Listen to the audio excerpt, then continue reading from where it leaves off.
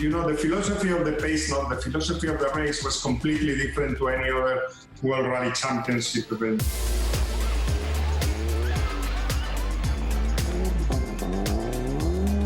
And then I arrived to one place, and then I see Luis with the overall down.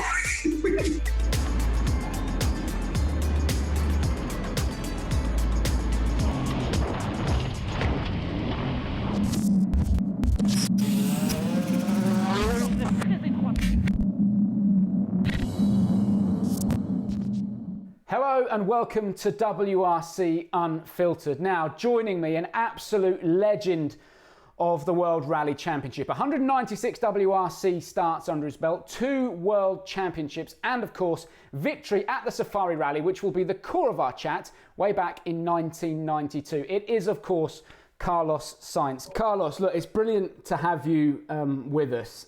I think really we should probably start, before we get into talking about what's gone on the WRC right now, let's start with the Safari Rally, which you've done with many other manufacturers and cars before. It's a rally I have never ever done, and I am heartbroken that I didn't get to go this year. Talk me through some of the stories. Try and put me in there. Give me your experiences of it, Carlos. Well, of course, the last Safari Rally I did, if I compare to the first Safari Rally I did, it was like day and night, because at the beginning, my first Safari Rally was the old Safari, the original Safari. The last was a Safari that was adequate to, let's say, a modern rallies with more kind of special stages, with times and all that. When we went for the first Safari Rally, it was a period, it was in 1990 when you know, it was still the old Safari. And then I remember going to Kenya, and then the first thing was we didn't have any idea how the rally was. The first advice they told us, you need to do pace notes from the podium to the podium. So let's say road sections and everything. And pace notes, yes, you have to do pace notes from the podium to the podium. And here we are, we start to do pace notes from the podium, and we start directly with an all Land Cruiser, which the maximum speed of the Land Cruiser was 40 kph. Cannot imagine the amount of hours it took us, and we have only time, if all ran well, to do once the whole race, maybe in all Land Cruiser. So we started right here. Clearly no chance we will be able to do the whole trek. So it was like 300 or 400 kilometers. We never did it. We have to pass pace notes from Valdegar, and you know, we were there with the pace note with the road book, because it was very easy to miss the road. Yeah, and to make the story short, it was a huge amount of rain. We have no idea. It was not timed. I don't remember very well how it was, but you have like a certain time to do the section, and normally you always do more than what was the time that the organizers give it to you. So it was like you get penalties. And sometimes that was the matter. If you do, imagine 1 hour, 20 minutes, 1 second, or 1 hour, 20 minutes, 59 seconds, you get the same minute penalty, no? All that changed after, but at that time it was like that. So for us, it was like a big change, you know. We didn't have any idea how to do, what to do. Then this big rain.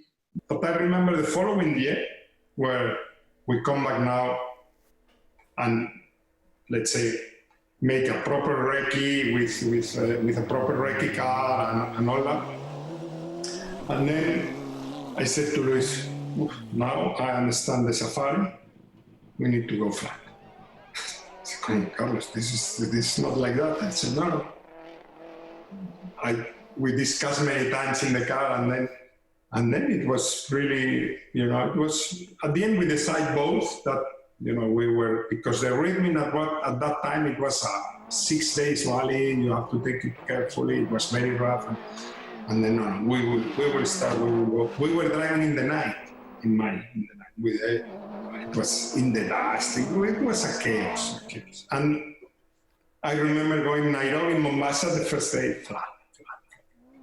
And then we arrived leading the race in Mombasa, and then Juha Pironen and Juha Kankkunen came, and Valdegar also came. And the question was straight away, what are you doing? You booked the tickets for tomorrow already, or are you in a hurry to go back to Spain, or what? Do you have a party in Spain, or why are you flying? What are you doing?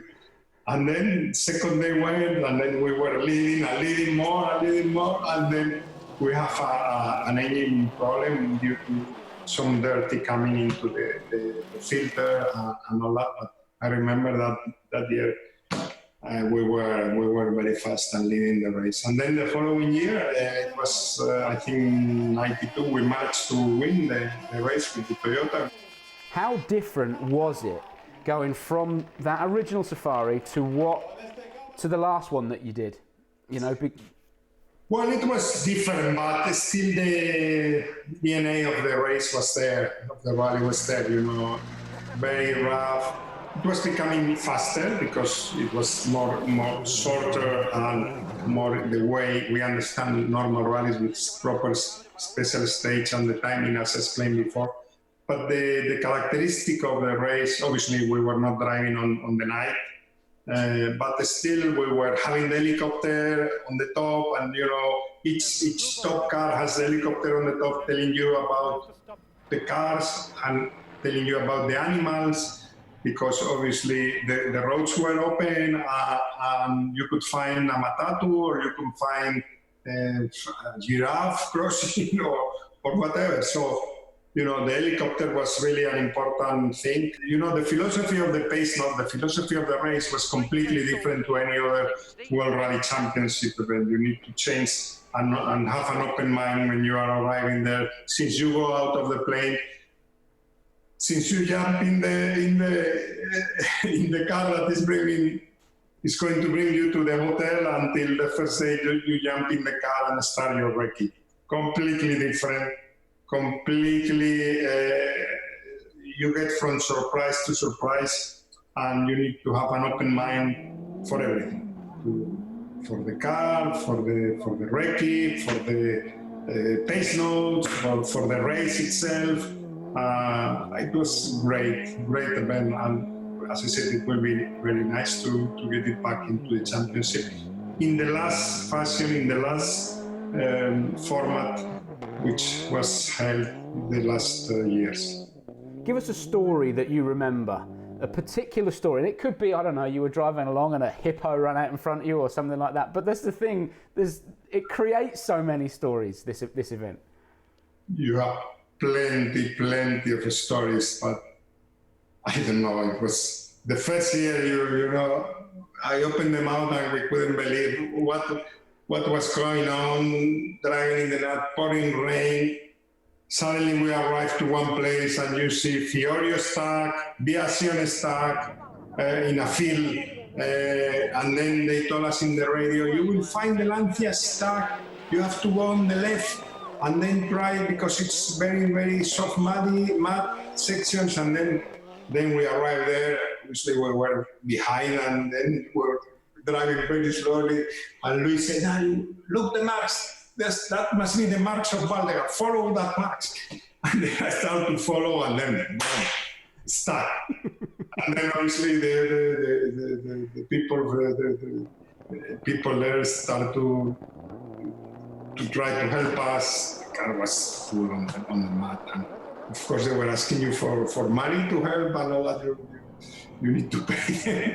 But funny people in any case. And then I remember Luis, we were trying to come out, and I was nearly out, and then we were going to start again and go out of this mud, and then he said, Carlos, I cannot wait, I need to go to toilet, I cannot. I said, come on, we have been stuck here for half an hour or 1 hour, now you want to go? I cannot, I have to go. And then he started to run, but this is the way, you go out there and wait me there. And then I remember after 2-3 minutes, I start, oh, and then I arrive to one place, and then I see Luis with the overall down,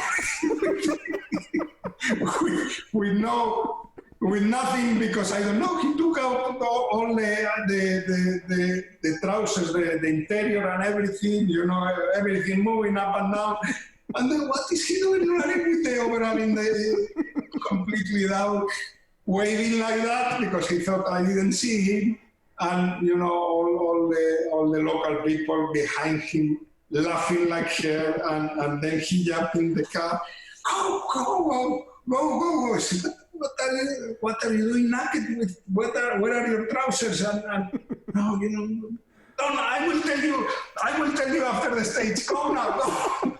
Well, you know, that was a story that typical, that only can happen in safari. And could only happen to Luis Moya as well. Yourself and Luis, two very, very great friends, but two very, very different characters. You are the ultimate professional. You love your testing. You know, you do your job as well as you can possibly do it. Luis does the same thing, but he is well, maybe not so much now, but he was a bit of a party animal. He had a party relationship with Colin. I know that, you know, they got on very, very, very, very well. And in the car, two very, very different personalities, but it just worked. There must have been a time when you sort of looked across at Luis and went, what am I doing with you? What am I doing with you? I tell you, we have a extraordinary relationship. Today, even I spoke to him, we speak nearly every week. We have gone through a fantastic period. We achieved so many things. I like him so much. I respect him so much. And of course, in his way, but he was an ultimate professional. He really was, you know, we were on the same page. We were looking for everything. Of course, then when it comes out of the car and to the party time, we have different way to approach parties, but still approach the parties, and we have fantastic, I have really good memories, racing, partying, and even personally with him. So it was great that we joined forces at that moment. And as you say, we have with Colin fantastic time all together in Argentina, everywhere. And, you know, we have really nice time. And Luis, only thing I can say is he's a really top professional, and we have fantastic period of time. And I'm sure we will do another race one day. Definitely. Has to happen. And he is, more than anything else, a good human being. He's just a top man, isn't he? Yeah, we have hard time, but also a lot of fun together, which is important. Let's talk very quickly about Sebastian Ogier, Thierry Neuville in particular, and I think as well Elfyn Evans, because it's been a great start to the year. It was a great start to the year for Elfyn, and I think once we get going again, which we'll hopefully do, you know, in the next month and a half or so, we'll hopefully get rallying again. I think we're in for a really exciting second half of the year, particularly from Sebastian Ogier, because he's really hungry, and he's also said, I'm not entirely sure I'm actually going to retire. Maybe under the circumstances, I'll do one more. And I would love to see Sebastian Ogier stick around, because I think, you know, another man I think is an absolute great. Yeah, I think we are facing hopefully a good second part of this year with great rallies and great battles. I hope Ogier is not retiring. He's a great asset for the championship. He's a great champion. I like him so much. You know, what to say about Tanak, about Thierry, they are, you know, 4 or 5 great champions. And, you know, it's important, you know, that to have to keep these people and then to bring new people and beat the old people. This is the way this sport works. But let's enjoy. For me, the most important thing at the moment is the sport can come back to normal or a kind of a normal situation. That will be fantastic news. It will mean that this coronavirus is under control. This will mean that we can come back to a normal way of life and not be so worried and threatened by this virus. So that will be good news if rallying is coming back. Did you fancy coming to a rally this year? Yeah, why not? I always like to come to one rally per year if I can. I think it's going to be a difficult year. I don't know how much we are going to be able to travel. Of course, I hope for me the first thing, I'm not going to travel so far to any Formula One also, but I want to now to see my chances for the Dakar next year, see what's happening. Maybe I will have to, if I decide to come back, to start working as well on that side, and then see and follow what the World Rally family is doing. And I will have to come back at least to say thank you for all the supporters and everybody voted. So yeah, no, I'm joking. I hope I can come back and see a nice rally. It will be nice. Yeah, we'd love to see you on a rally. Very quickly, you mentioned the Dakar. What's the plans? You can't stop now. You're going to be back. I would like to defend this year title, but for that I need also to have a good car and a good possibility of defending the title. So let's see what circumstances are. Of course, not easy for the manufacturers, not easy for the sponsors, but let's see. Well, I'm sure we'll see you in the Dakar next year. Wouldn't be the same without you. Carlos, listen, it's been absolutely, as always, brilliant to catch up with you and to hear the stories of the past, because the past in the WRC is just as important as the stuff that's going on in the present. It's absolutely mega to catch up, and yeah, thanks for your time, and stay safe and take care of yourself. Thank you very much. Well, mega to chat to Carlos Sainz. Now, make sure you subscribe to Red Bull Motorsports. There's loads of great content on there. And of course, keep your eyes peeled on redbull.com for all of the latest updates in the World Rally Championship. Hopefully, we'll get going again very soon. Thank you so much for your company. Please stay safe. We'll catch you again soon. Bye-bye.